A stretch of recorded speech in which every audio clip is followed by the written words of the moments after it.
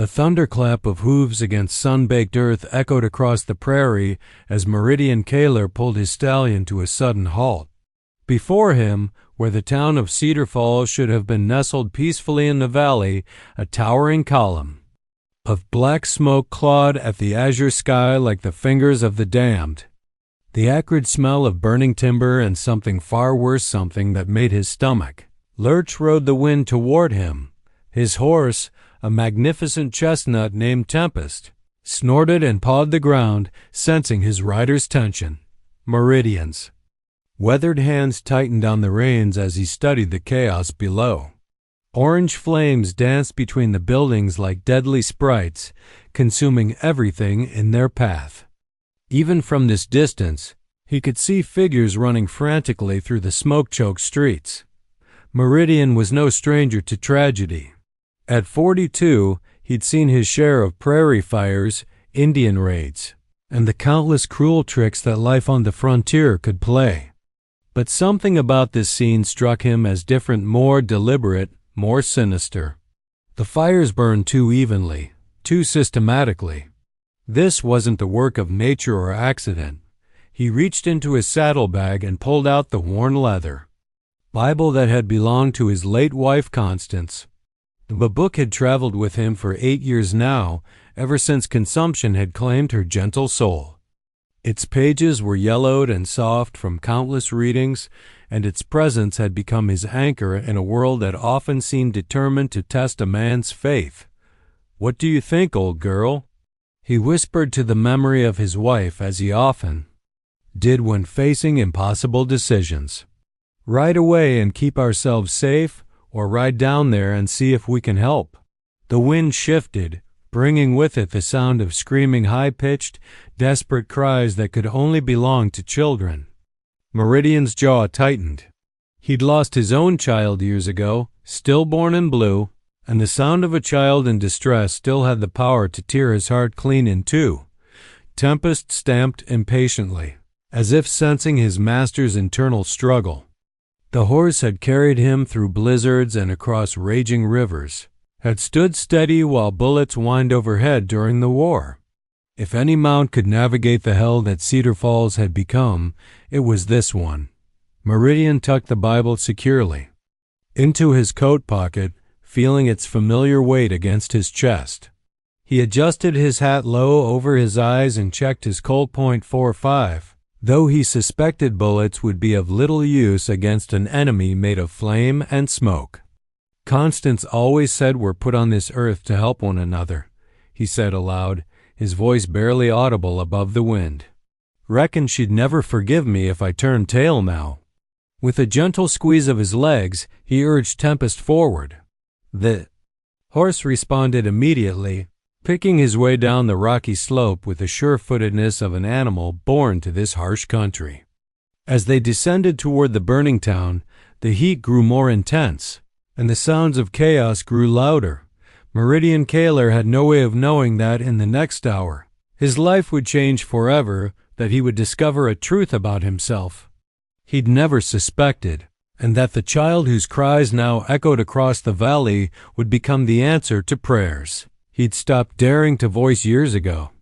The heat hit them like a physical blow as soon as they reached the town's outskirts. Tempest's ears flattened against his head, but the brave stallion pressed forward, trusting his rider's judgment even as instinct screamed at him to flee.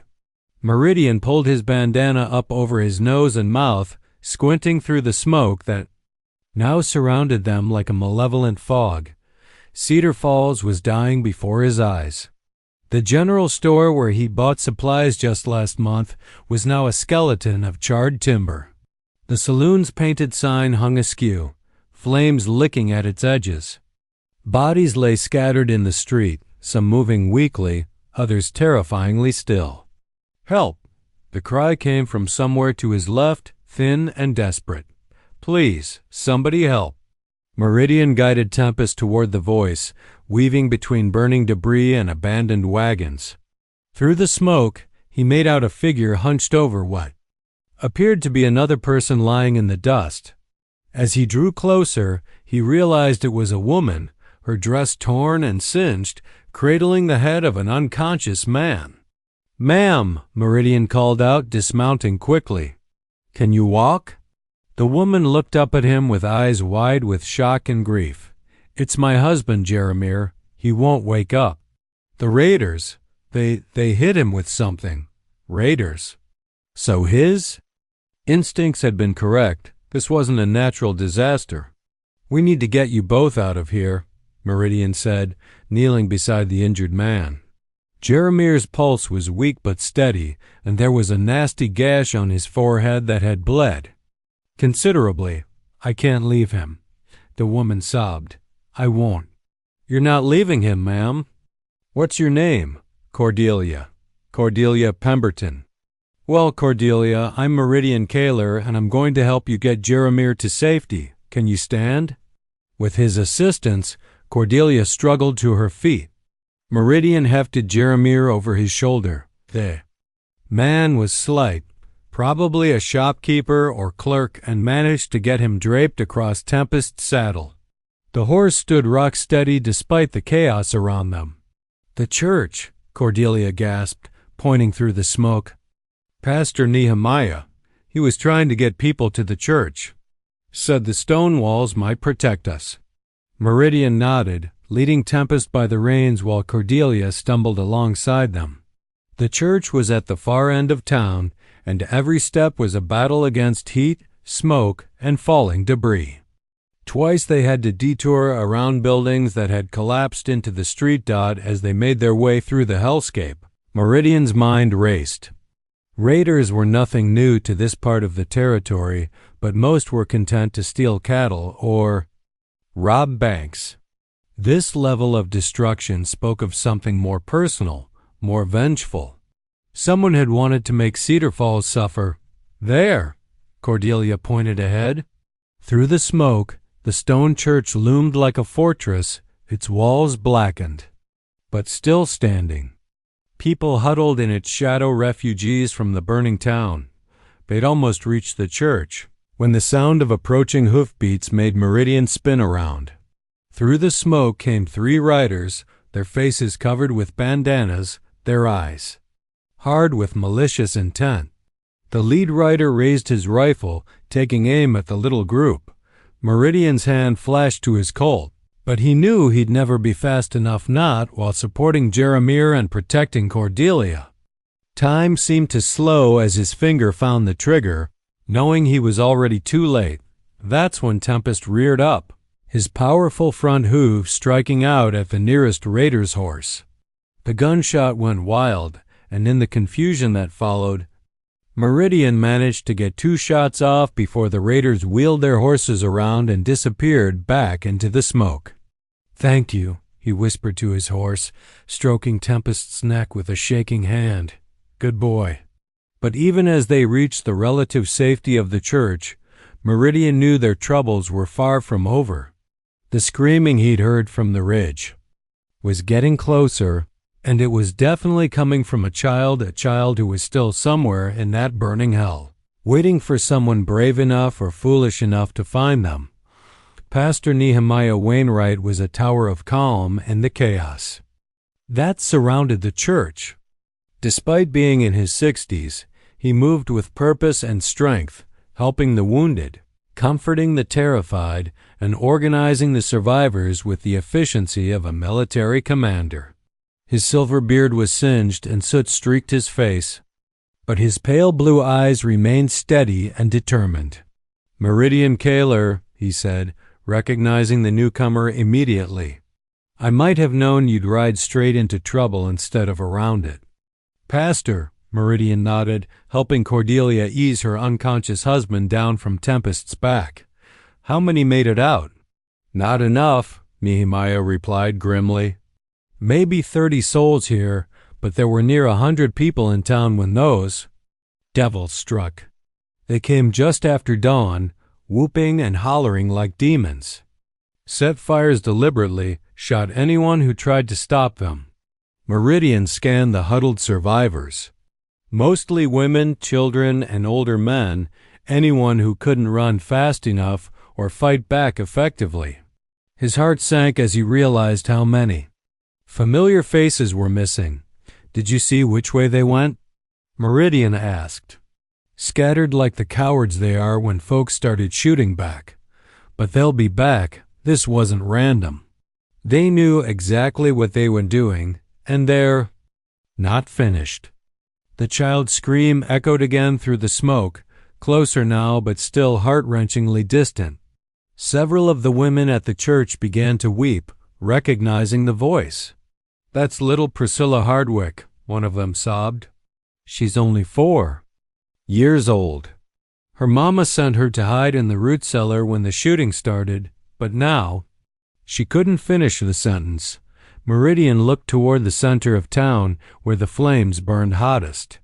The Hardwick place was 3 blocks away, directly through the worst of the inferno. Common sense told him it was suicide to venture back into that hell. His horse was already exhausted, his own lungs burned from the smoke, and the raiders could return at any moment. But that child's voice cut through every rational argument like a knife through silk. Pastor, I need you to watch Tempest for me, Meridian said, pulling his rifle from its scabbard and checking his ammunition. This time, he took Tempest with him. The horse had recovered somewhat during the brief rest, and Meridian suspected he'd need every advantage he could get. The fires had spread even further during his absence, and what remained of the town center was now a hellscape that seemed to belong more on a battlefield than in a peaceful prairie settlement. The Hardwick house was beyond salvation. The entire structure was now nothing more than a framework of burning timber, too dangerous to enter, even if the Bible had been inside. But Meridian remembered something. Priscilla had said during their escape from the cellar something about reading every night. The child's bedroom would have been upstairs, but there was another possibility. Many frontier families kept there most precious possessions in their root cellars, protected from fire, flood, and thieves. If Mrs. Hardwick was the type of woman who read to her daughter every night, she might have kept a second Bible down there for convenience. The cellar was still accessible, though smoke continued to pour from its depths. Meridian tied his bandana over his nose and mouth and descended once again into the underground chamber. The heat was even more intense now, but he pressed on. Feeling along the walls for any kind of storage shelves or boxes. His hand touched something hard and rectangular. A small wooden crate, probably used for storing preserves. Inside, wrapped in an oilcloth, he found exactly what he'd hoped for. A small, well-worn Bible with gilt edges and a faded red ribbon marking a page in the Book of Psalms. The smoke was so thick now that he could barely see his own hands, but he clutched the Bible to his chest and felt his way back to the cellar opening. Tempest was waiting above, pawing nervously at the ground as burning debris continued to fall around them. "Easy, boy," Meridian gasped, pulling himself out of the cellar for what he hoped would be the last time. "We got what we came for." The ride back to the church was a blur of heat and smoke, but when Meridian finally dismounted and placed the small Bible in Priscilla's hands, the child's face lit up with the first real smile he'd seen from her. "It's Mama's," she exclaimed, hugging the book to her chest. "It smells like her perfume."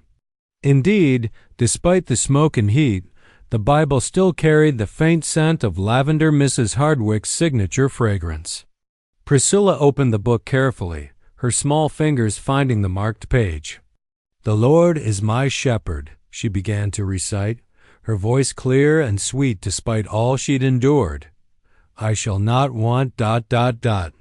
As the child continued the familiar psalm from memory, Meridian felt something shift inside his chest, a warmth that had nothing to do with the fires still burning around them. This wasn't just about rescuing a child or recovering a book anymore. This was about family, about purpose, about the possibility that God sometimes used the worst disasters to reveal the most precious gifts. The raiders returned just before dawn, but they found a town ready for them. Pastor Nehemiah had organized the survivors into defensive positions around the church, using overturned wagons and debris to create makeshift fortifications. The men who could still fight shopkeepers, farmers, and drifters who'd been caught in town when the attack began gripped rifles with grim determination. They'd lost everything once to these devils. They wouldn't lose what remained without a fight. Meridian crouched behind a toppled water trough, little Priscilla sleeping fitfully against his shoulder. The child had refused to be separated from him since he'd returned with her mother's Bible, clinging to him with the desperate trust of someone who'd lost everything except the hope that this stranger might keep her safe. "They're coming," whispered Jasper Whitmore, the town's former banker who'd escaped with nothing but the clothes on his back. 6 of them, riding hard from the east. The raiders approached with the confidence of men who expected to find only ashes and corpses. Their leader, a tall, lean man with a scarred face and eyes like chips of flint, raised his hand to halt his companions about 50 yards from the church. "Well, looky here," he called out, his voice carrying clearly in the still morning air.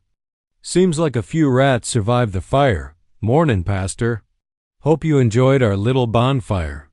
Pastor Nehemiah stood up slowly, his silver hair catching the first light of dawn. "Clete Donovan," he said, recognizing the raider's voice. "Should have known you'd be behind this butchery." Donovan laughed, a sound like gravel in a bucket. "Nothing personal, preacher. Just business. This town owed a debt, and debt's got to be paid." "What debt?" Nehemiah demanded. "These are good people. They never harmed anyone." "Good people," Donovan spat. "Good people who turned their backs on Clete Donovan when he needed help. Good people who watched my boy die of fever because your precious doctor was too busy to make a house call to the wrong side of town." Meridian felt a chill that had nothing to do with the morning air. This wasn't about money or cattle or territorial disputes. This was about revenge, the kind of twisted, consuming hatred that turned men into monsters. "Your boy died because you wouldn't let Doc Morrison treat him unless you got paid first," Pastor Nehemiah said, his voice heavy with old sorrow. "The doctor wanted to help, but you said no charity for the Donovan family." "Lies," Donovan snarled, his hand dropping to his gun. "All lies." That's when Priscilla stirred in Meridian's arms, awakened by the raised voices. She looked up at him with those remarkable green eyes, still clouded with sleep and confusion. "Is the bad man going to hurt? U.S.?" She whispered something in that innocent question, the absolute trust that he would protect her, the quiet acceptance that bad men existed in the world, but that good men would stand. Against them crystallized everything Meridian had been feeling. Since he'd first heard her cries from the burning cellar, he'd lost his own family to death and disease. He'd spent years drifting from town to town, carrying his grief like a stone in his chest. But here, in his arms, was a second chance, not just for him, but for this remarkable little girl who'd survived hell itself. "No, sweetheart," he said quietly, settling her more securely against his shoulder. "The bad man is not going to hurt you, I promise." The gunfight that followed was brief but vicious. Donovan and his men had expected to face demoralized survivors, not determined defenders fighting for the last good things in their lives. When the smoke cleared, 3 of the raiders lay dead in the street, and the other 3, including Donovan himself, were riding hard for the territorial line with bullets singing past their ears.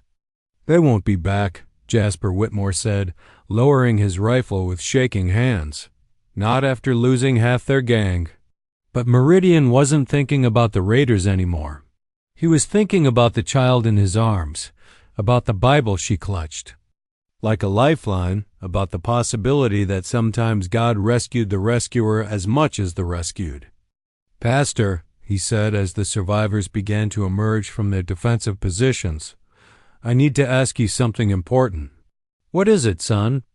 Meridian looked down at Priscilla, who was now wide awake and watching the adults with the solemn attention of a child who'd seen too much too soon. "This little one is going to need a home," he said. "Someone to care for her, to see that she grows up right. I was wondering. That is, I'd like to, if it's proper and legal." Pastor Nehemiah's weathered face broke into the first genuine smile anyone had seen since the fires began. "Meridian Kaler," he said, "are you asking about adoption?" "I reckon I am," Meridian replied, his voice thick with emotion. "If she have me. If it's what's best for her." Priscilla looked up at him with those green eyes that seemed far too wise for her 4 years. Then, without a word, she reached up and touched his cheek with one small, soot-stained hand. "Will you read to me from Mama's book?" she asked. "Every night," Meridian promised. "Every single night." 5 years later, Meridian Kaler stood on the porch of his newly built ranch house, watching his daughter Priscilla chase fireflies in the gathering dusk. The scars on his hands from that terrible day in Cedar Falls had faded to thin white lines, but the memory of what he'd gained in that burning town remained as vivid as ever. The ranch prospered under his careful management. The land was good. The water was clean, and his small herd of cattle grew steadily each year. But more than that, the house was filled with something it had never known before: the sound of a child's laughter, the patter of small feet on wooden floors, and the gentle ritual of bedtime stories read from a gilt-edged Bible by lamplight. Priscilla had grown into a remarkable young lady, though she still carried herself with the quiet strength of someone who'd faced the worst the world could offer and survived. Her blonde hair now hung in neat braids down her back, and her green eyes sparkled with intelligence and curiosity. She could read fluently now, often taking turns with Meridian during their evening Bible study, her clear voice bringing new life to familiar verses. "Papa," she called from the yard, holding up a mason jar filled with the soft yellow glow of captured fireflies. "Look how many I caught." "That's wonderful, sweetheart," Meridian replied, settling into his favorite rocking chair. "But don't forget what we talked about." Priscilla nodded solemnly and unscrewed the jar's lid, watching as the fireflies spiraled up into the darkening sky like tiny stars returning to their proper place. It was a lesson they'd learned together. Some beautiful things were meant to be held only briefly before being set free. Pastor Nehemiah rode up the dirt path to the house, just as the last of the fireflies disappeared into the night. The old preacher was grayer now, and he moved with the careful deliberation of a man in his 70s, but his eyes still held the same steady warmth that had helped so many people through that terrible day 5 years ago. "Evening, Meridian," he called, dismounting with a slight groan. "Miss Priscilla, you're looking more like your mother every day." It was something he said often, and it never failed to make Priscilla smile. She had no clear memories of her birth mother. She'd been too young when the fires came, but Meridian had made sure she knew about the woman who'd loved her first. The gilt-edged Bible remained her most treasured possession, and the stories it contained had shaped her into the kind, thoughtful child she'd become. "What brings you out our way so late, Pastor?" Meridian asked, though he suspected he already knew the answer. "Got a letter from the territorial governor," Nehemiah said, pulling a folded document from his coat pocket, "about that teaching position we discussed." Meridian had been thinking about it for months, the idea of becoming the schoolmaster for the rebuilt Cedar Falls. The town had risen from its ashes over the past 5 years, stronger and more united than before. They needed someone to teach their children, and several people had suggested that a man who'd risked his life to save one child might be exactly the right person to educate many. "What does it say?"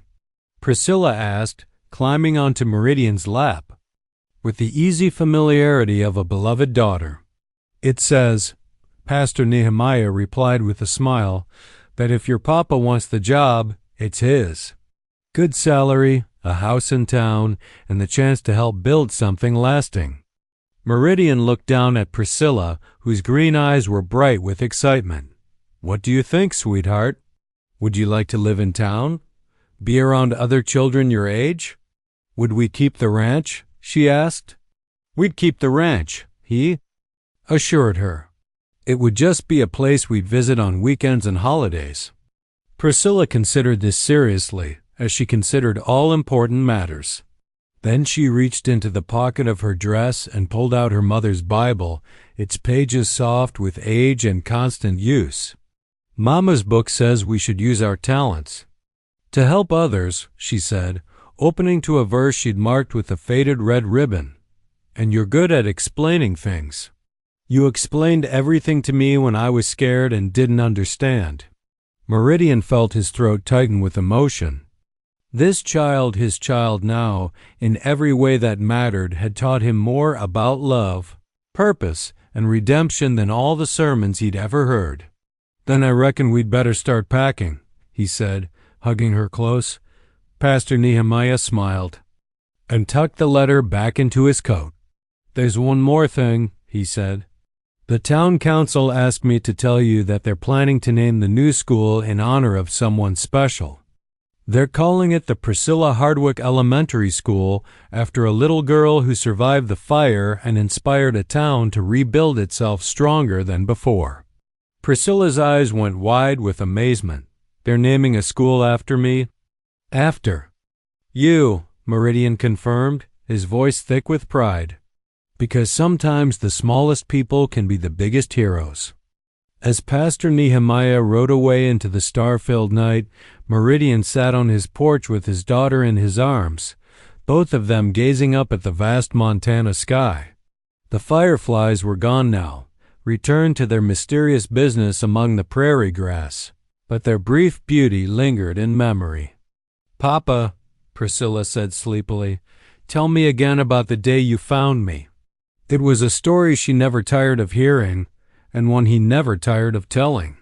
It was their story, the tale of how a man carrying his grief like a stone had ridden into a burning town and emerged with something more precious than gold, a daughter, a purpose, and proof that sometimes the very worst days could become the foundation for the very best years. "Well," Meridian began, settling back in his rocking chair as the first stars appeared. "It started with smoke on the horizon and the sound of someone calling for help ... And as he spoke, the night wrapped around them like a warm blanket, full of promise and the quiet certainty that love, real, lasting, sacrificial love, was always worth riding into the fire to find."